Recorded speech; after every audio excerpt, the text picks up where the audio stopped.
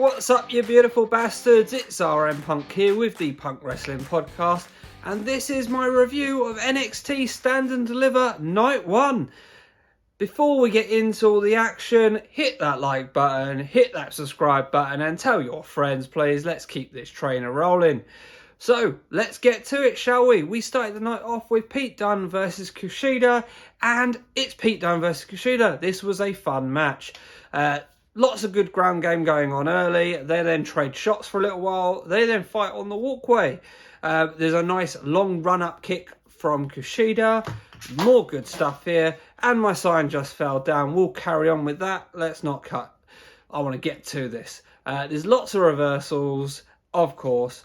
Dunne sets the arm up. This was a nice spot. He sets the arm up like he's going to stomp the arm, but kicks him in the face. I like that very much.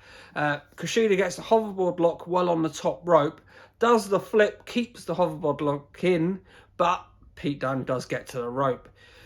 In the end, Pete Dunne gets the finger snaps, double stomps onto the hands twice, and gets the win with the bitter end. This was a great match. I can't do this one justice.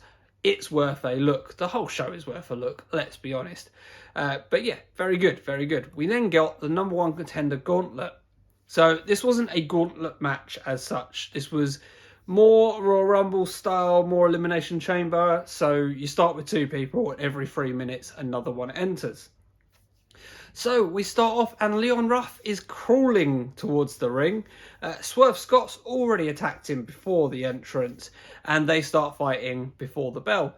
They fight for a while on the outside before eventually getting into the ring. The bell rings and then they carry on fighting back outside. Ruff hits a nice diving spinning cutter off of the announce table to Scott. Then we get Bronson Reed entrance and he takes over. It hits a nice delayed vertical suplex onto Scott, and Ruff hits a crossbody onto Scott while he's being held in the suplex, which is nice. Reed hits a double German suplex onto both of them. We then get Grimes entering. He offers money to Scott, and Scott takes the money, puts it in his pants, and they start working together, basically focusing on keeping Reed out of the ring and targeting Ruff. We then get Dexter Lumis. He's the next entrance. During his music, Scott throws Grimes out the ring and pins Ruff. I didn't see the move that he pinned Ruff with. But Grimes hit. I might have been caving. I don't know. Didn't see it. It was during Loomis's entrance. But Dexter, on the right way, hits a DDT onto Reed. And there's back and forth between all four men there. Or three men now. LA Knight is your final entrant. He talks his way up to the ring, cutting promos on each and every one of the competitors. But Reed's heard enough, throws him into the ring. Loomis locks silence in on Grimes, but Knight flips Loomis over and jackknife cover pins Loomis, and Loomis is eliminated. One of the favourites has gone. Knight then gets eliminated off of a knee from Swerve and a splash from Reed. Outside the ring, Loomis puts Knight to sleep. That looks like that might be a next feud going on there. Scott eliminates Grimes with a roll-up, and Swerve hits a body slam with Reed on the top rope onto the edge of the ring, hardest part of the ring, don't you know? Which was lovely. He hits a trio of house calls, but can only get a 2 count. A big powerbomb and tsunami gets the win for Reed, and tonight, in night 2, we'll go on to face Gargano for the North American Championship. This was good stuff. It was fun. There's a lot going on in between. No, good. Next, we get Ciampa versus Walter for the UK Championship. If my notes are slim on this, it was because I just wanted to watch it and soak in the violence, because this was a very good match. Obviously, it's all about the chops here. The first chop attempt misses. Ciampa is doing whatever it takes to avoid them until he runs straight into one and gets knocked down like a ton of bricks. He then gets chopped in the corner, which takes him outside the ring. Walter then goes for a chop with him laying over the announce table, misses the chop and breaks the board of the announce table in two. So this has hurt his arm. Ciampa is then able to block a chop. The arm is weakened. He attacks the arm. But a massive big boot decapitates Ciampa. Walter is a one-armed man, but is still very dangerous. He's shutting down each brief offense that Ciampa gets. But then Ciampa starts doing big forearm shots. And then he's doing running clotheslines, one after another. Just running clothesline, trying to get the big man down. He hits about 20 running clotheslines before the big man does go down, and then he hits white noise. He hits fairy tale ending for 2. Ciampa starts biting the hand a couple of times. We get some ground and pound from Ciampa. Walter counters Willow's bell and hits left hand chops, but they're not as effective. We get a white noise off the top, but that only gets 2. We then get trading chops, but Walter still using the left hand. Very important. Walter sort of stands over Ciampa's head, like feet either side of his head, and does a twisting thing with his feet, like breaking the neck, which was and then hits 2 power bombs, like a double barrel power bomb. But that only gets 2. He then hits a reverse sort of suplex, like in a sleeper hold, throws him over the back of his head, and hits the right hand chop, and that gives Walter the win. This was a very fun match.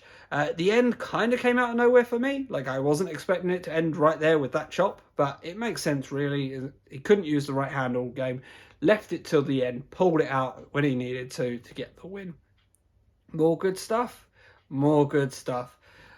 Next, we get MSK versus Grizzled Young Veterans versus Legado del Fantasma in a triple threat for the vacant tag team championship.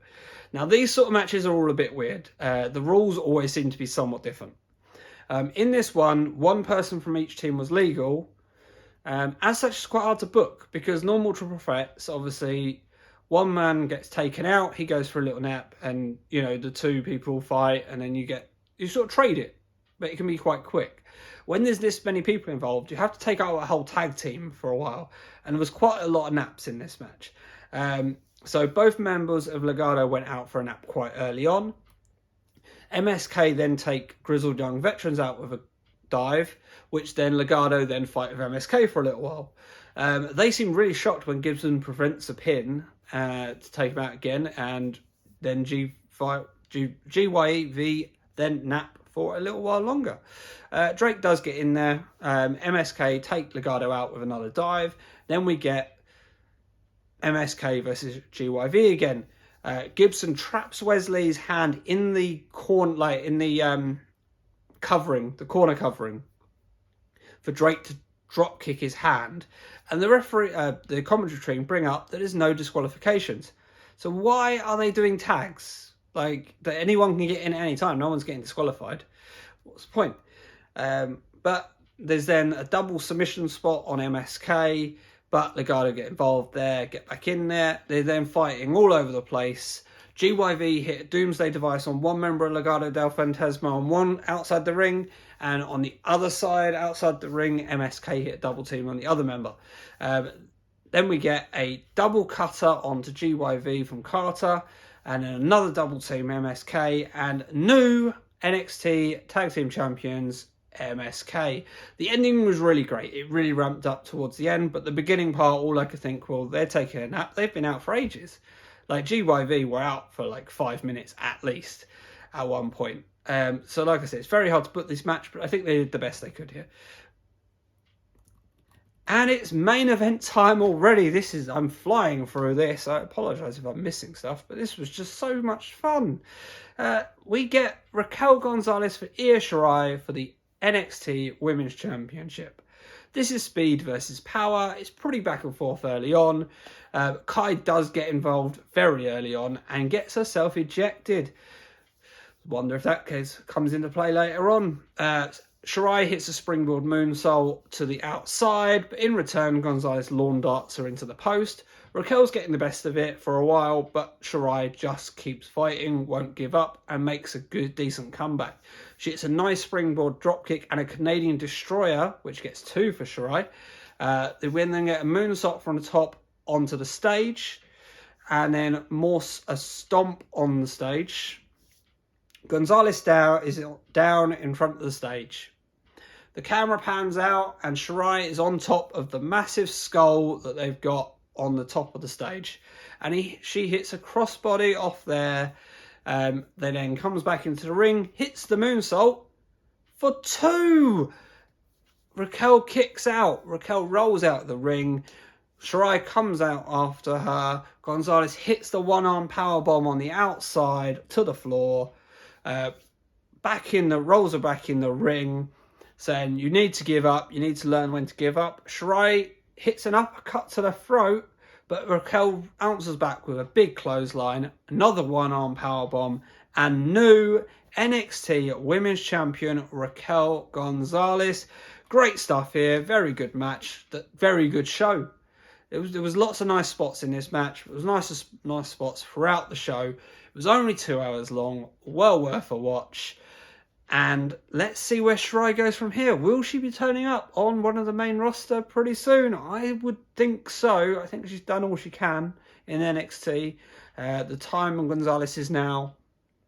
I'd like to see Shirai see what she can do on the main roster, because she is a great talent. Yeah, that was the show. It was awesome. It was great. It was breezy, fun to watch, and it was nice to watch after my first day back at work.